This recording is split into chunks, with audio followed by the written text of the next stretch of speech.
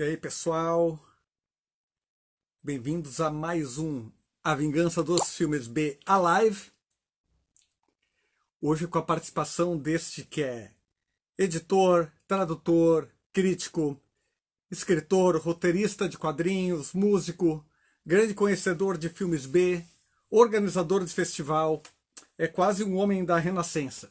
César Almeida, mais conhecido como César Alcácer. Vamos ver aí se ele já está presente.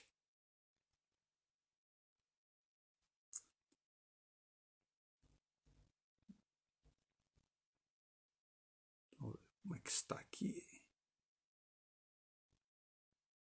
Aguardando aí o convidado chegar.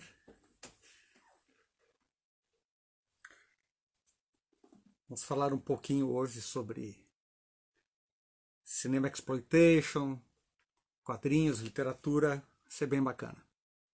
Aí chegou o César.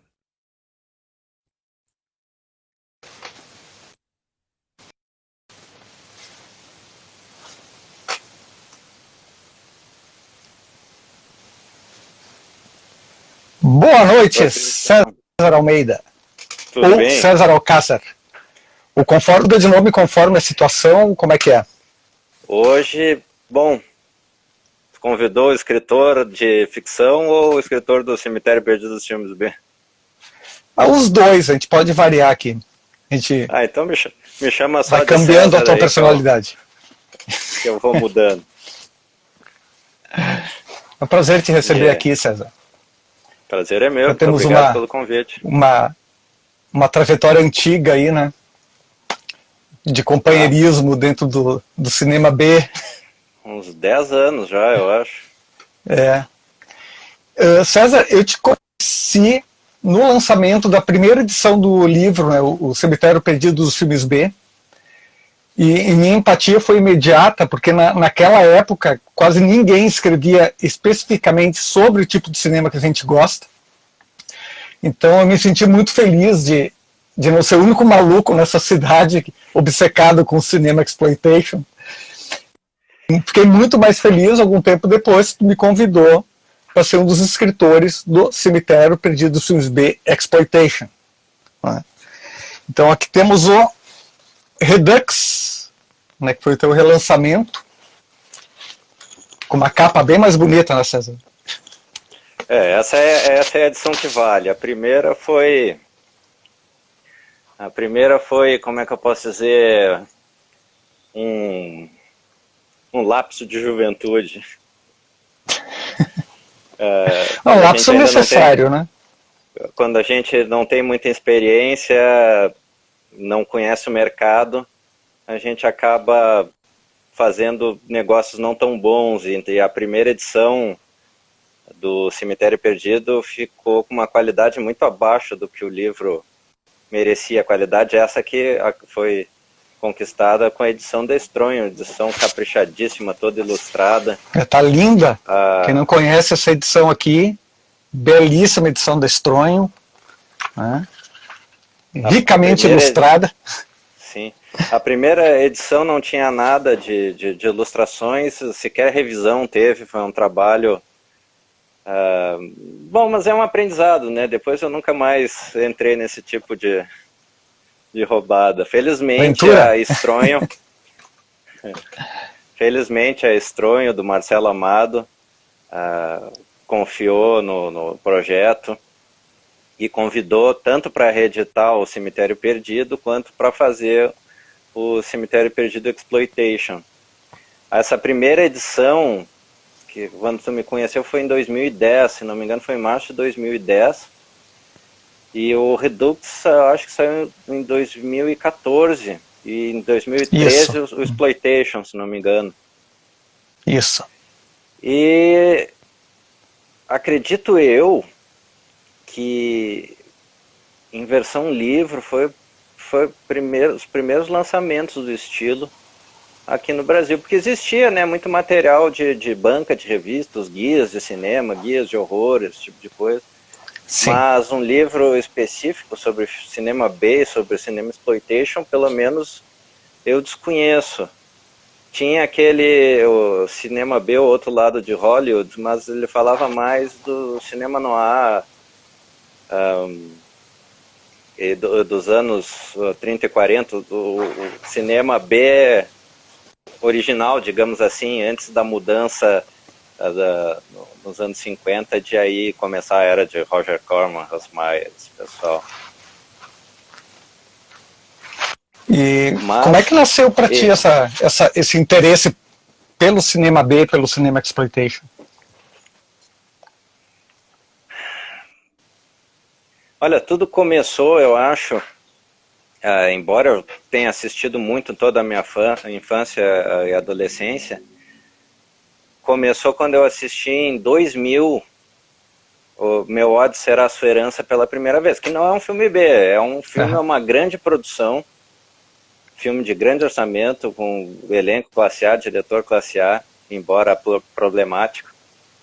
Mas esse filme do Peckinpah me mostrou um lado que até então eu meio que desconhecia no cinema dos Estados Unidos, aquela força, aquela crueza, aquela rebeldia, e ao mesmo tempo é um filme magnífico tecnicamente, mas que poucos teriam coragem de fazer no cinemão. E eu queria procurar coisas parecidas, mas no cinema convencional é muito difícil ter algo parecido. Nem mesmo alguns filmes que colocam no mesmo patamar assim, de rebeldia, como o Bonnie and Clyde, do Arthur Penn, ou o próprio Easy Rider, perto do Meu ódio será a sua herança, são filmes, são sessão da tarde. E que o Peckinpah ele tinha um niilismo avassalador, né? Sim, ele é um cara único, né? E eu só fui encontrar essa fúria do Peckinpah no cinema B. E isso mudou completamente a visão que eu tinha de cinema B. Como eu cresci nos anos 80, 90 e já muito cedo comecei a ler sobre cinema, e eu acho que tinha 11, 12 anos, e assinaram a Sete, revista 7 lá em casa, porque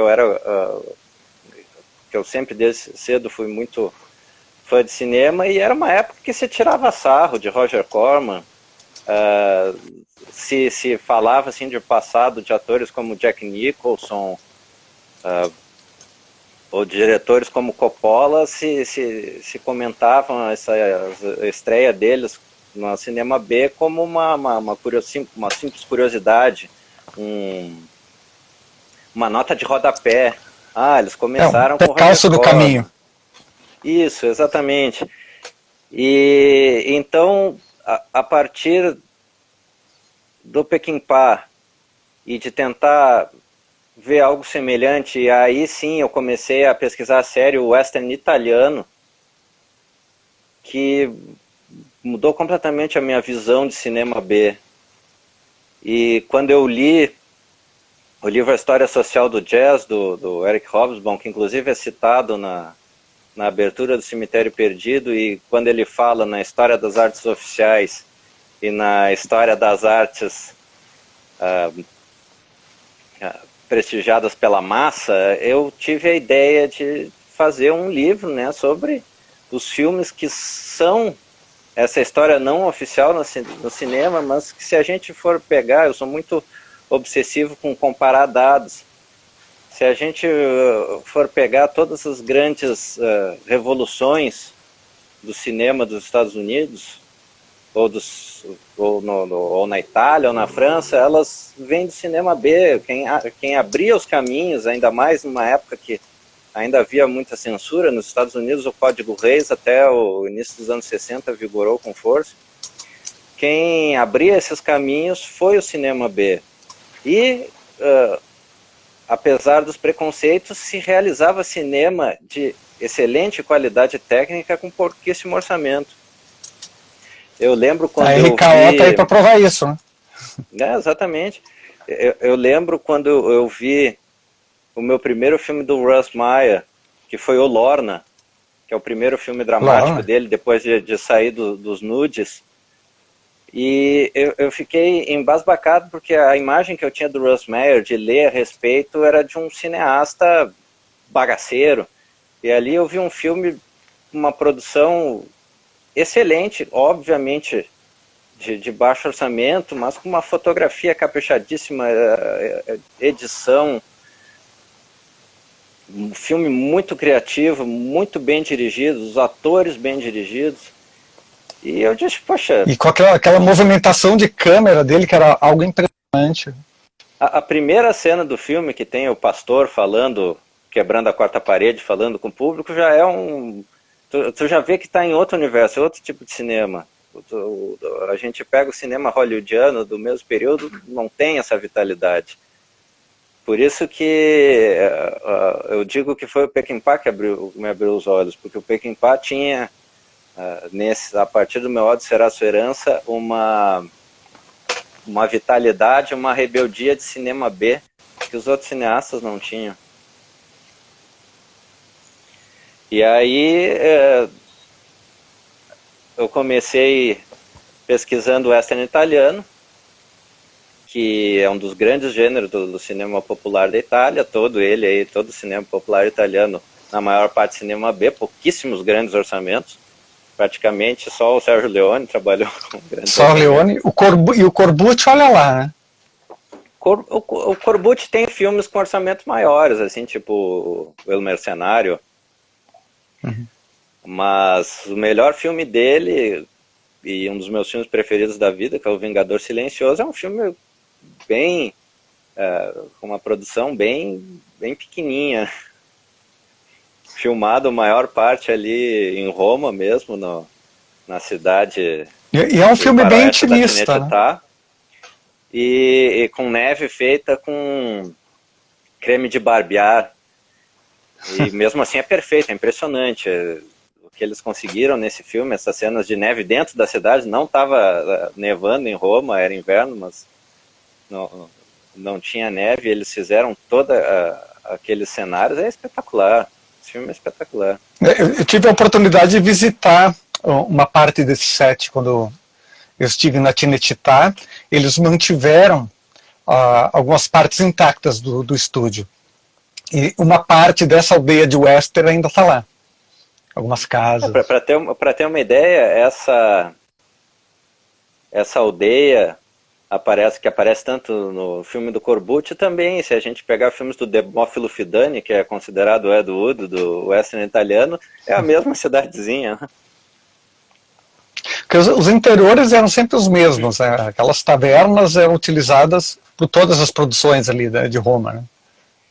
E daí do western italiano eu fui visitando outros gêneros, ou revisitando os filmes da Hammer que eu tinha assistido quando pequeno. Aí eu comecei a colecionar os filmes da Hammer também.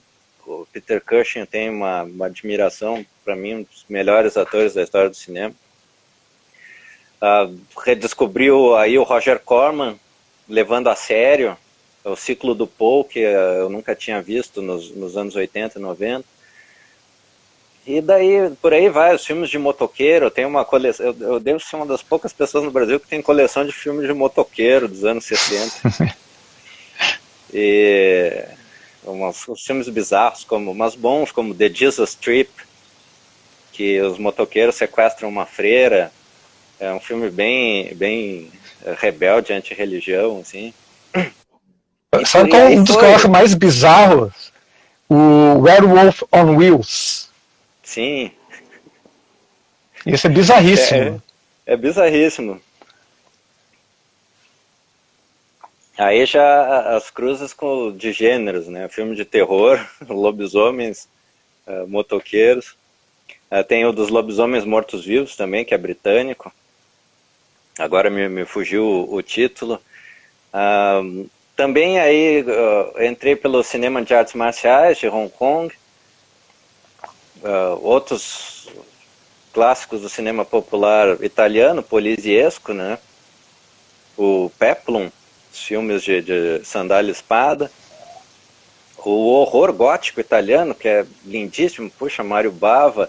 Quem vê um filme do Mário Bava que ele fazia com metade do dinheiro de outras produções. Aliás, existe um caso clássico que o Dino De Laurentiis deu o mesmo orçamento para o Mário Bava e para o Roger Vadim, o Bava fazendo o Diabolic e o Vadan fazendo Barbarella. E o Mário Bava fez um filme com a metade do orçamento e é um filme bem melhor, embora eu goste muito do Barbarella. Fez um filme muito mais interessante e que parece tão caro quanto o Barbarella. Tanto que o Dino de Laurentiis, com o que sobrou do dinheiro, ofereceu para o Bava fazer uma sequência. Mas como o Bava não tinha interesse em continuações, ele deixou passar. Então, esse cinema, a partir daí, foi me fascinando cada vez mais. E eu achava um absurdo que não se falasse sobre isso. Principalmente quando eu comecei lá no início de 2000, 2001, a pesquisar sobre o western italiano, primórdios da internet no Brasil ainda. Eu lembro que em 2001 só havia um texto em português escrito sobre o western italiano na internet, que era de autoria do nosso amigo Carlos Tomás Albornoz. Era o único. A partir daí eu criei eu me lembro assim brasileiro. Que o interesse é que sempre foi com os clássicos norte-americanos, né? Então, tu tinha aquele livro do Paulo Perdigão sobre Os Brutos Também Amam, que é o único que eu me recordo, assim, que fez realmente um estudo muito bacana sobre o filme, mas todos eram muito voltados para esse cinema mais norte-americano. E eu fiz aí o primeiro site brasileiro sobre o western italiano, www.hpg, o espaguete western no brasil.hpg.com.br. Depois, antes das redes sociais, tinha os grupos de discussão.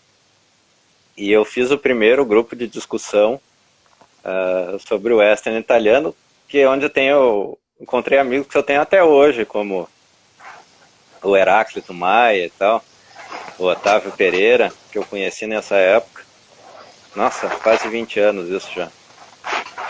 Depois criei um site no Yahoo, por fim criei o primeiro blog, que foi o Dólar e Rosso, que era um blog bilíngue, tinha gente visitando do mundo inteiro.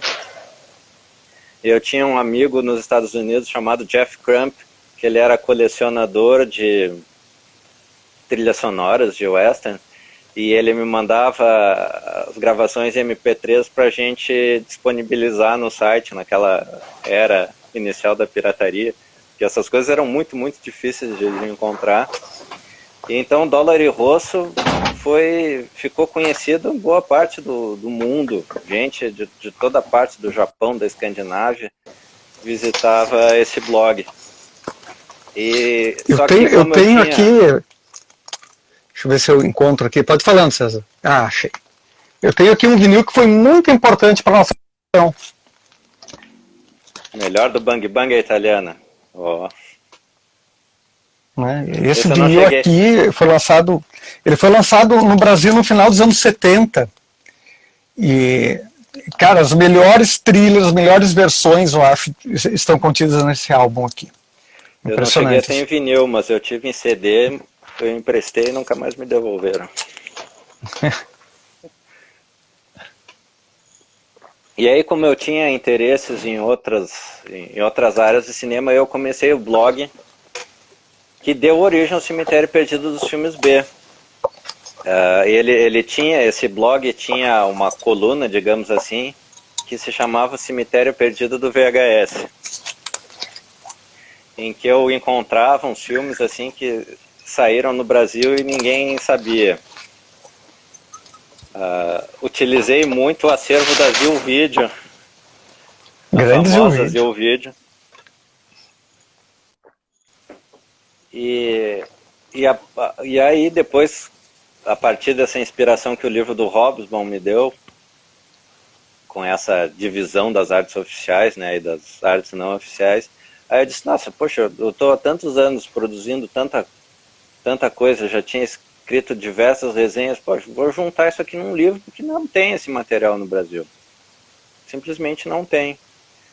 Aí eu compilei, o primeiro Cemitério Perdido tinha 120 resenhas, filmes de diversos gêneros, desde 1933, o ano do White Zombie,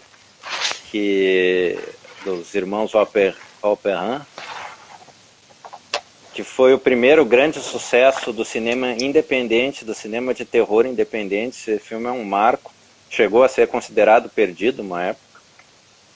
O recorde de bilheteria dele, de cinema independente, só foi ser quebrado pela Noite dos Mortos-Vivos, em 1968. E o recorde da Noite dos Mortos-Vivos, como horror independente, só foi ser quebrado pela Bruxa de Blair. Bruxa de Blair. Foi mais ou menos de 30 anos. Saía um mega sucesso do cinema independente. O White Zombie ele foi exibido aqui em Porto Alegre em 1933. Tem uma foto que está lá na Cinemateca Capitólio. É uma foto impressionante, mostrando assim a frente do cinema lotada.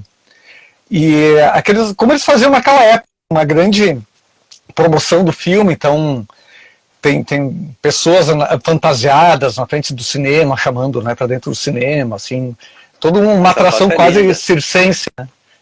Uma atração quase circense, assim, bem bonita a foto, cara. E eu fiquei muito surpreso de descobrir que o filme havia sido exibido naquele mesmo período. Eu fiquei muito feliz por muitas décadas mais tarde dar um curso sobre os zumbis no cinema lá na Cinemateca Capitólio. Isso foi uma coisa assim muito bacana dessa minha trajetória com o cinema B. O curso promovido pela Cine 1. Eu dei vários cursos pela Cine 1. Aliás, essa oportunidade de dar esses cursos surgiu por causa do Cemitério Perdido dos Filmes B. O primeiro curso que eu dei, inclusive, foi sobre o cinema de artes marciais de Hong Kong. Se chamava Entre Mestres e Dragões, a Era de Ouro do cinema de Hong Kong. Que eu falava sobre aqueles filmes da Shaw Brothers. Uhum. E eu também dei um curso sobre cinema Blaxploitation, que foi também um curso que me marcou muito. Teve curso sobre Peckinpah, sobre o western italiano, por aí vai. O último foi sobre adaptações da literatura policial americana para o cinema. Depois desse, infelizmente, eu não dei mais nenhum curso, porque também eu comecei a organização do Porto Alegre Noir, e eu também participava da Odisseia de Literatura Fantástica, então todos esses compromissos acabaram me afastando um pouco dos cursos. Tu sabe que também eu desde a infância sempre fui muito ligado ao cinema de gênero. Tu é moleque, tu ainda não tá, enfim, fazendo grandes reflexões sobre aquilo que tu tá assistindo, né? É uma coisa meio de buscar, enfim, emoções e tem uma coisa que tu vai refletir mais tarde, né, sobre o que tu tá assistindo. Eu acho que um filme que foi uma guinada para mim, eu acho que tu vai concordar nesse aspecto, foi um filme que me chocou muito. Quando eu vi pela primeira vez, eu devia ter uns 11 anos de idade. Porque eu comecei a assistir achando que o filme seria uma coisa, seria uma aventura, que é o Deliverance, né? O Amargo Pesadelo. E quando chega naquela cena do estupro do Ned Beatty, tu vê, opa, não, esse filme é outra coisa, né? Porque não seja um filme B, mas ele tem um quê de exploitation muito forte ali, né? E aquela cena foi muito impactante, eu acho que vai concordar comigo que ainda hoje é, né? E é um filme que o Peckinpah foi convidado para dirigir. Se não me engano... É a cara do Peckinpah. Foi o estúdio que rejeitou ele. Esse filme é da Warner, se não me engano. Isso. E como o Peckinpah recém tinha aprontado uma confusão com A Morte Manda Recado, não quiseram trabalhar com ele. Mas é um filme que tem muito a cara dele, e é um filme que não teria existido, provavelmente, sem o Peckinpah. E ele é um filme bastante chocante, mas esse eu só fui assistir adulto mesmo. Embora tenha assistido em VHS pela primeira vez, eu só fui assistir adulto. E pós-Peckinpah também. Foi no início dos anos 2000 que eu aluguei Amargo Pesadelo para assistir. Então, César, eu ia dizer que chegar nesse ponto aqui, ó, chegamos em 2013, né? Por falar em exploitation. Esse foi para expandir o universo do primeiro Cemitério Perdido e para fazer, digamos, uma versão, acho que mais organizada, porque esse livro, o Cemitério Perdido Exploitation, ele está dividido por subgêneros. O primeiro, ele está simplesmente em ordem cronológica, desde 1930 ao início dos anos 80, para dar uma visão bem abrangente. Mas o primeiro livro ele não carrega tanto no exploitation, embora tenha resenha de, por exemplo, Ilsa, a guardiã perversa da SS, ou Cartas de Amor de uma Freira Portuguesa, ele não entra tanto na seara do exploitation. E eu achava que seria interessante, né?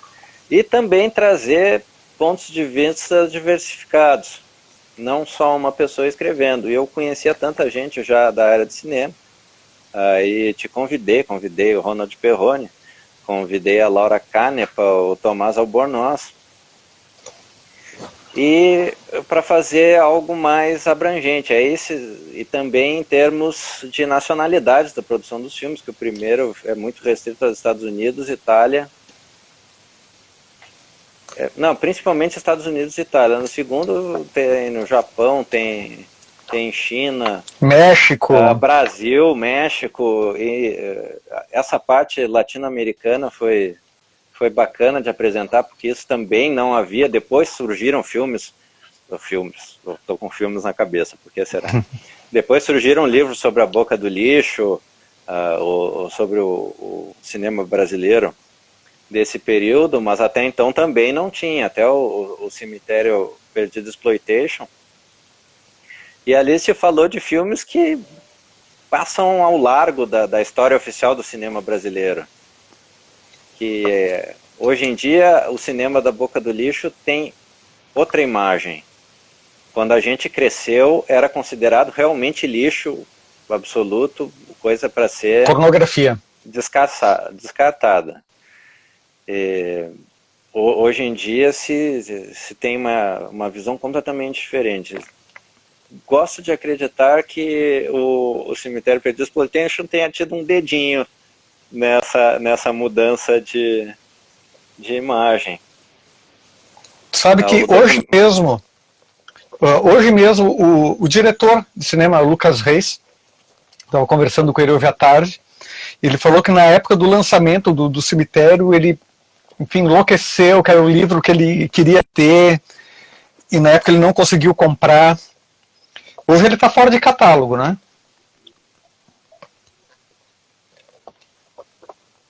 Caiu um pouquinho aqui, Christian, não cheguei a te ouvir. Eu falei que o Lucas Reis elogiou muito, que ele falou que na época que o livro, enfim, ele enlouqueceu, que ele queria muito adquirir, e ele acabou não conseguindo adquirir na época e depois se esgotou, né?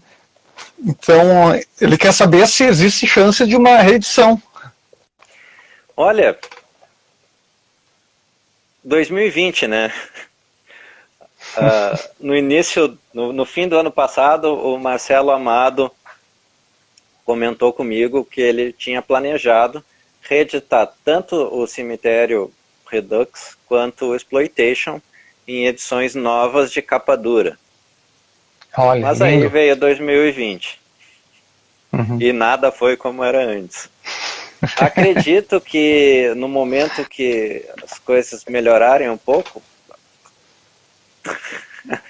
é meio difícil, mas eu acredito que saia, talvez ano que vem. Esse ano, infelizmente, todas as chances foram por água abaixo, mas eu acredito que ano que vem saia. Esse livro, principalmente o Exploitation, se tornou assim um objeto altamente colecionável, vendido a preços exorbitantes. Já vi a venda por quase R$400. Seria muito bom que ele tivesse novas edições. Eu estava mesmo imaginando, hoje à tarde, falando com o Lucas, pensando realmente numa edição em capa dura, que esse livro aqui merece, né? Então, É, um a dos ideia. meus maiores orgulhos foi ter escrito para esse livro, sabe? Muito obrigado por ter me convidado. Muito obrigado por ter aceitado o convite e por ter entregue os textos no prazo. Isso é uma coisa que eu admiro muito nos escritores. E a ideia é que os livros sejam reeditados com o mesmo formato, né? Porque atualmente eles têm formatos diferentes.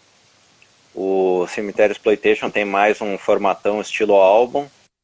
O Redux tem um tamanho... Ronald está dizendo que precisa reescrever os textos dele, mas estão bons os textos, Ronald. Bom, com o passar do tempo a gente sempre quer reescrever. Para a reedição do primeiro Cemitério Perdido, eu revisei o livro inteirinho. Mudei muito do texto, porque em pouco tempo eu aprendi bastante coisa, e aí fui cortando muito advérbio de modo, principalmente. Foi um dos primeiros editores a me alertarem sobre o advérbio de modo. Que eu procuro levar isso até hoje. Muito obrigado.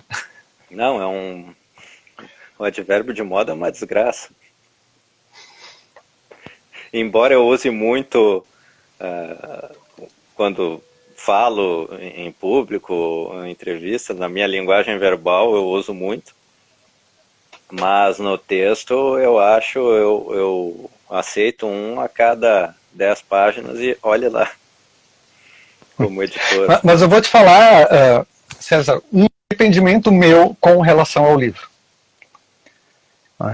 Vou escolher um arrependimento apenas. Não vou nem vou falar a qualidade dos meus textos, porque tem um ótimo editor. Né? Até imagino. Eu me arrependo de eu não ter escrito sobre o filme Faca na Garganta. Que é um filme que eu adoro, filme do Jack Hill. E eu sempre falei, é o texto do livro que está na minha garganta até hoje, sim. Bom, mas como eu disse, né, pontos de vista diferentes. Eu não concordei com esse texto, não concordei com os outros, mas a minha visão como editor era modificar apenas a forma, né, não o conteúdo, que os autores pudessem se expressar da forma que... Eu me arrependi porque o filme esteve na minha mão. O filme esteve na minha mão, mas eu optei depois por pegar um ou outro, acho que foi Canibal Holocausto ou algum do Fult, né, porque a gente estava naquela época dividindo, né, os textos. E é um filme que, numa próxima edição, vamos rever. Fazer 2 pontos de vista.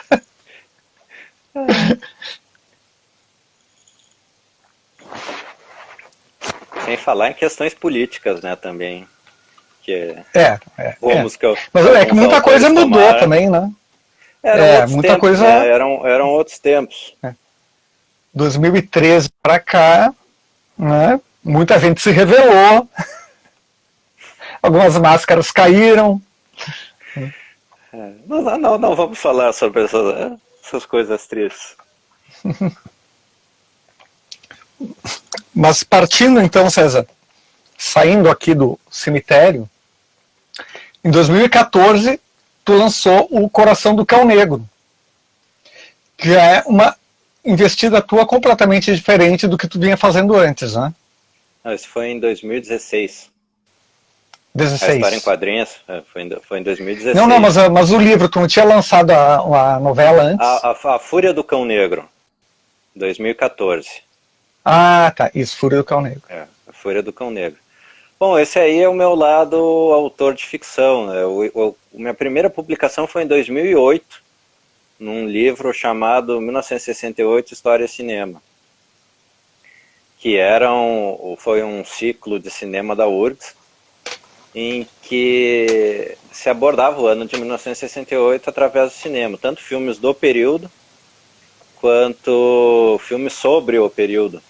E eu falei, nessa época, eu comentei a sessão do filme, depois escrevi o artigo para o livro sobre A Noite dos Mortos-Vivos. E toda essa minha produção inicial de cinema eu assinava como César Almeida, que é o meu nome original, que está ali na certidão de nascimento. Mas quando eu comecei a escrever ficção, eu cheguei a publicar 2 contos, como César Almeida, mas eu comecei a buscar o nome César Almeida na internet e vi que tinha outros autores com esse nome, inclusive um autor espírita. Eu não lembro se era o espírito ou se era quem psicografava.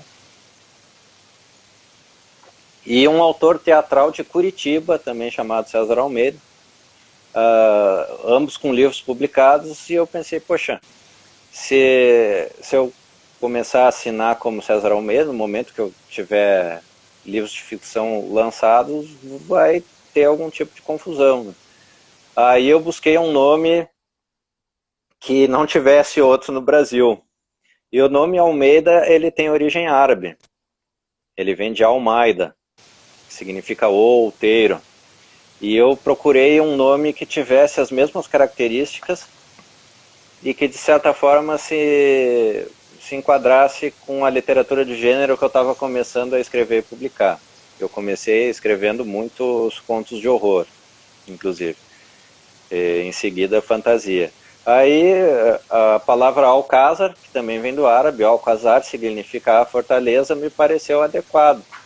E como tanto eu escrevi um horror meio gótico quanto fantasia medieval, castelo, fortaleza, eu achei que tinha tudo a ver. E era um nome que não tem no Brasil. Aí eu me tornei o César Alcázar e a partir daí só comecei a publicar ficção com esse nome. Até hoje em dia é bizarro isso, que eu me sinto mais Alcázar do que Almeida na maior parte do tempo. E aí em 2010, o ano que eu comecei a Argonautas Editora, com o Duda Falcão, eu publiquei a primeira história do Cão Negro, que é uma série de fantasia sobre um mercenário irlandês do século XI, que se chama Anrath, o Cão Negro de Clontarf. A Batalha de Clontarf foi uma batalha que aconteceu entre irlandeses e nórdicos e vikings na Irlanda em 1014, e que foi uma espécie de vitória de pirro para os irlandeses. Todos os líderes da Irlanda morreram nessa batalha, eles derrotaram os vikings, mas o país ficou acéfalo, e que até então tinha uma certa unidade, ele começou a ser devorado por lutas internas, né? Porque ainda a Irlanda era toda separada em clãs e pequenos reinos. Mas o rei Brian Boru conquistou, digamos assim, deu uma certa unidade à Irlanda nesse período. Então tinha o rei supremo, né? O High King, e os reis menores de clã. Só que depois da morte dele e de diversos outros líderes, a Irlanda se mergulhou em lutas internas, que acabou no fim terminando com a primeira conquista da Irlanda pelos normandos no século seguinte, que até então a Irlanda era inconquistável, né? Os romanos tiveram medo de tentar conquistar a Irlanda por causa dos mercenários irlandeses que lutaram contra os romanos na Bretanha. E eu achei, poxa, é um cenário maravilhoso, né? Eu tinha conhecido textos do Jorge Luis Borges sobre esse período, sobre o Robert E. Howard, o criador do Conan, ele escreveu sobre esse período. Um cara aqui da América do Sul, outro lá da América do Norte, com estilos completamente diferentes, olha o advérbio de moda, hein? Estilos completamente diferentes, mas compartilhando essa mesma paixão por uma época e localidade que é muito instigante. E eu pensei, puxa, eu quero escrever histórias também nesse cenário. Aí em 2010 saiu o primeiro conto do Cão Negro, em seguida saiu outro em 2012, teve mais publicações em outras antologias, e em 2014 saiu A Fúria do Cão Negro, que é uma história um pouco mais longa, é uma novela, e a partir daí ele tomou outro rumo, que ele virou história em quadrinhos.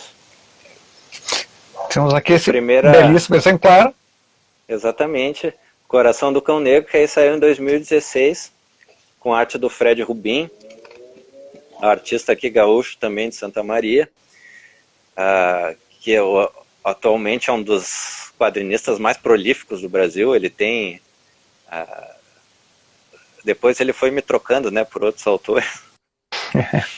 já fez diversas histórias. Recentemente saiu uma história desenhada por ele nos Estados Unidos também, pela Behemoth Comics, o Matrimônio do Céu e Inferno, que é uma adaptação do William Blake, passada no Brasil atual. E no ano seguinte saiu a continuação, que é a Canção do Cão Negro. O volume 3 ficou meio empacado, está empacado até hoje, por esses percalços, né, do cenário de quadrinhos. Mas eu amo quadrinhos. Mas ele está desde a finalizado. minha infância. Está finalizado. Não, volume 3 não. Volume 3 Eu pensei que tinha finalizado ele. não, ainda não. O volume 3, pelos percalços da vida, ele foi sendo atrasado. Esse ano ainda caiu todos os nossos problemas atuais. Então ele foi adiado mais um pouquinho. Mas sigo os projetos, né? Eu tive uma outra história em quadrinho publicada, com arte do Eduardo Monteiro, que é uma história de terror psicológico. A música do quarto, que é a música do Quarto ao Lado, adaptado de um conto que saiu no meu primeiro livro individual, que é o Bazar Pulp, que foi lançado em 2012. A música do Quarto ao Lado é uma história, como é que eu posso dizer, sobre a responsabilidade da igreja, do pensamento religioso, nesse mundo misógino que a gente vive. Que um dos grandes responsáveis por isso é o pensamento religioso, que transforma a mulher como a pessoa que trouxe o mal ao mundo a partir do mito de Adão e Eva. Então há toda uma questão também que aborda a demonização da sexualidade, esse tipo de coisa. Foi o mote da música do Quarto ao Lado. E isso tudo no universo com várias das minhas paixões, né? Se passa no mundo do jazz e com toda uma ambientação assim de cinema noir, preto e branco. Então essa é uma história que aborda todas essas coisas também. E como é o processo? Porque tu mesmo faz a adaptação para os quadrinhos. Então, quanto tu acha que é um processo muito diferente de escrever um conto? É bem diferente, é bem diferente. Que a escrita em prosa, ela requer uma atenção bem maior à prosa, né, à palavra. A escrita do quadrinhos, como o texto que vai ali é só diálogo, há um cuidado grande com o diálogo, mas há outras dificuldades, né? A fluência de páginas, o ritmo que quer dar para cada página e para a história ao todo. Então são outros desafios, né? Não saberia dizer se uma é mais fácil que a outra, que cada uma tem suas especificidades.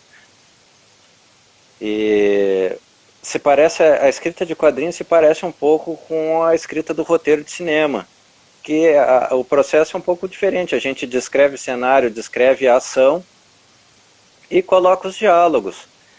E depois, no caso, o cineasta seria o artista, o desenhista, ele pega aquelas descrições ali em prosa e transforma em imagem. E o que eu acho que é um processo muito engraçado, porque todos os desenhistas com quem eu já trabalhei sempre enxergam a cena de um ângulo diferente que o meu. Isso é muito interessante. E claro, o artista tem toda a liberdade de trabalhar em cima daquilo, porque eu acredito que o artista visual tem que ter uma liberdade maior sobre a questão visual da história. Então é um processo muito, muito interessante da produção de história em quadrinhos.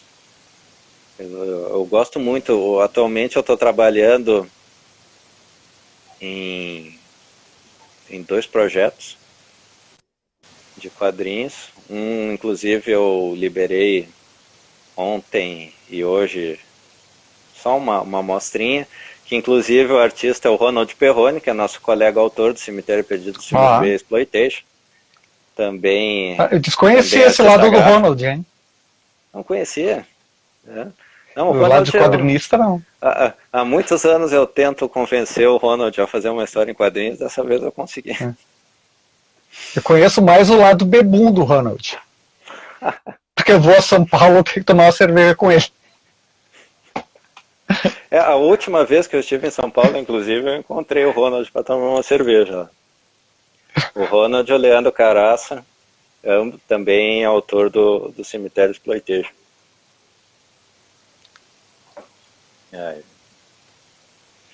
Mas César, além do Robert E. Howard, que outro autor de fantasia tu acha que te influenciou mais? Eu gosto muito de um cara que é pouquíssimo conhecido aqui, que é o Karl Edward Wagner. Aliás, a única história publicada dele no Brasil fui eu que traduzi e publiquei no livro Crônicas de Espada e Magia. Ele é um autor da série do Cain, o Guerreiro Imortal, que é inspirado no Caim da Bíblia. Uhum. E é uma série maravilhosa. Eu tenho todos... Não tenho todos, mas eu tenho quase todo o material que ele escreveu com esse personagem, que são 3 romances, 2 livros de contos e alguns outros contos esparsos, que só foram compilados em edições que infelizmente eu não tive grana para comprar. Que é um autor até lá fora muito pouco conhecido. Anos atrás, os livros dele estavam todos fora de catálogo. Eles saíram em e-book recentemente e foram reeditados em edições caríssimas para poucas pessoas e infelizmente eu não consegui. Mas eu tenho várias edições de livrinho de bolso dos anos 70. Coincidentemente, o filme preferido do Wagner era Meu Ódio Será Sua Herança, que é o meu filme preferido também. E ele injeta muito desse niilismo, dessa visão à la Peckinpah na fantasia deles. Aliás, ele começou a escrever mais ou menos na mesma época, começou a lançar os livros dele na mesma época do George Martin, do Game of Thrones. E ele foi um autor muito popular nos anos 70, depois ele foi sumindo.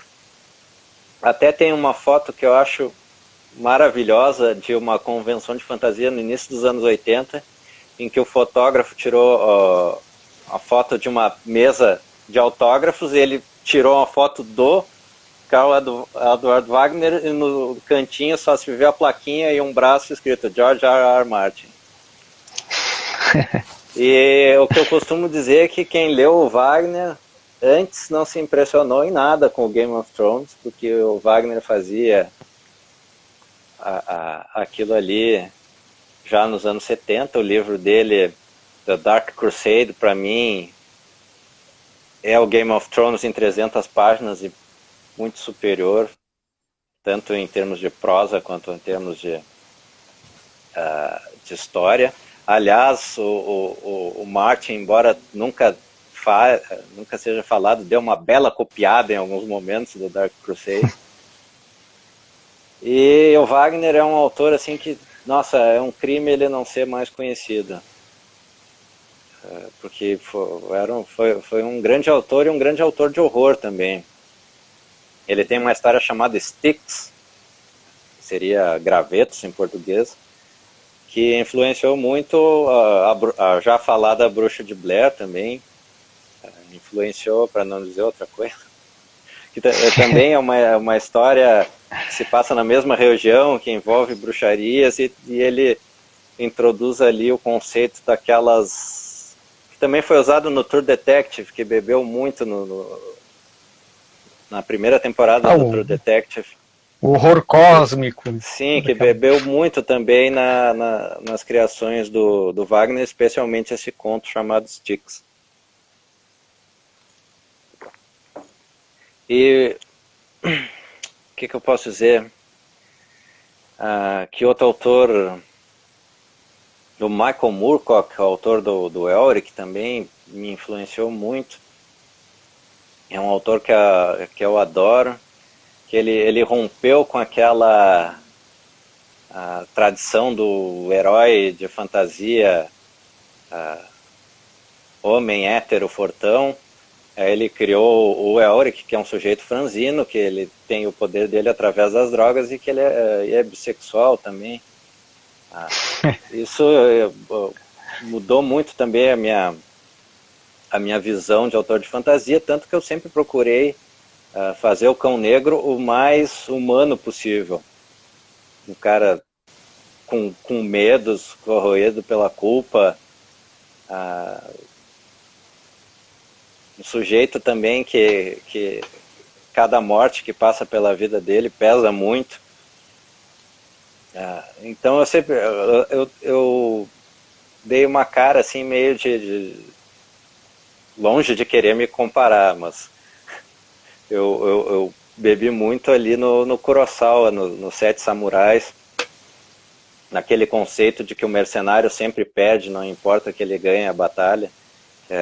Tem aquela frase final linda do filme, do Sete Samurais, e também um pouco do Yojimbo tá ali, que eu nunca fui muito fã dos sujeitos vencedores. Uma coisa que me irrita muito na fantasia clássica é aquela história do protagonista predestinado a ser rei. O Conan vira rei, o Aragorn vira rei. Essa classe eu sou bem mais atraído pelos párias do que pelos vencedores. Exatamente. E aí a minha ideia do Cão Negro é que ele não seja nunca um vencedor, ele no máximo sobrevive, é um sobrevivente. Nunca há uma vitória, os finais são sempre ou pessimistas ou no máximo algo agridoce. O que tem muito a ver com a minha visão de mundo também, né? Eu não acredito em heróis.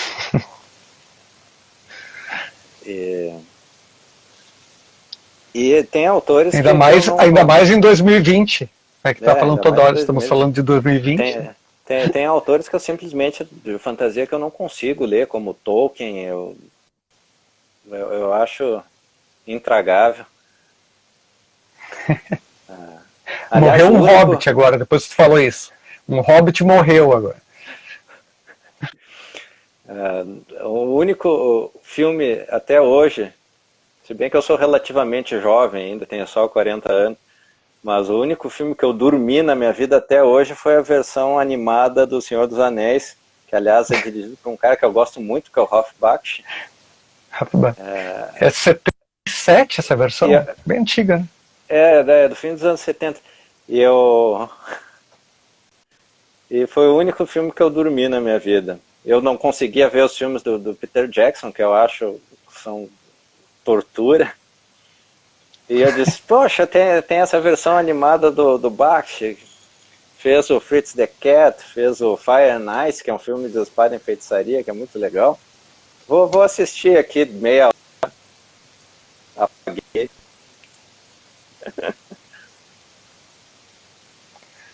E não acordei mais, quer dizer, acordei, estava no fim do filme já e depois botei a venda o DVD. Ó, temos fãs. Os fãs estão surtando ali, ó. Os hobbits estão surtando aqui nos comentários. Essa é uma opinião muito polêmica que eu tenho, ainda mais como autor de fantasia, né? Mas vou fazer o quê? Não rolou para mim. Admito, reconheço toda a importância que ele tem. Talvez não houvesse um cenário de fantasia tão forte hoje se não fosse por ele, pelo Tolkien, no caso. Reconheço o que ele faz em termos de prosa, embora ache intragável. Acho que para a proposta dele é perfeito, mas eu não gosto. Mas o Tolkien era um autor infantil, né? Achou uma visão bem diferente. Era um autor infantil. Não creio que seja... O público dele era outro.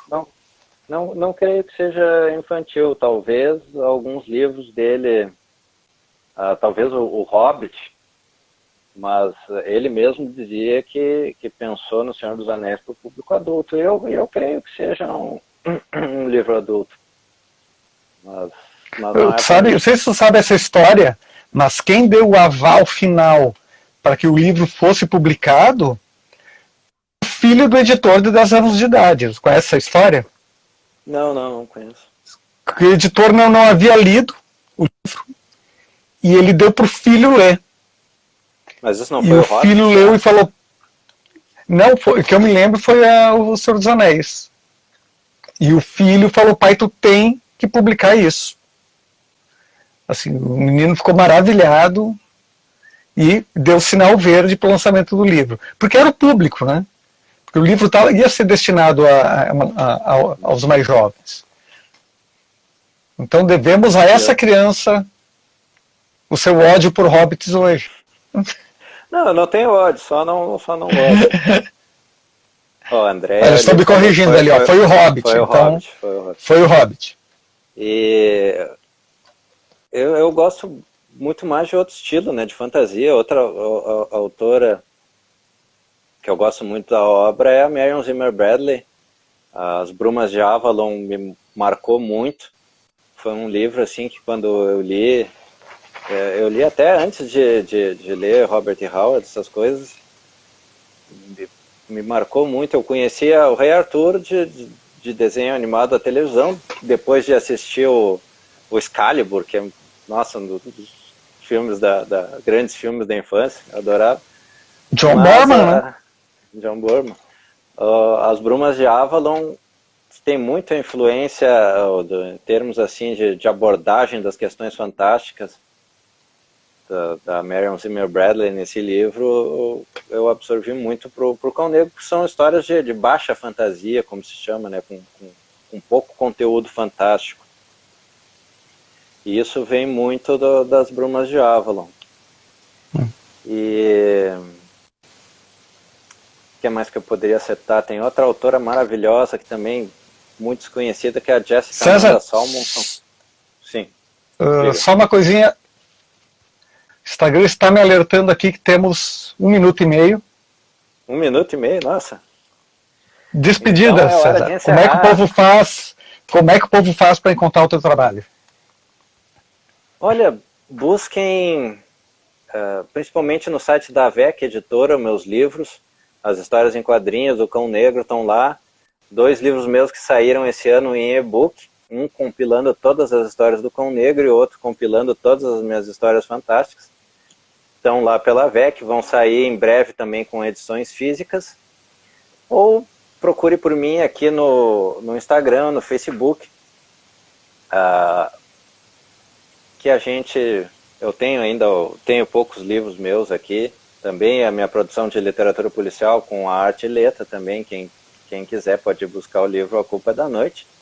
E muito obrigado, 30 segundos, César. Christian, parece propaganda política, tréplica, 30 segundos.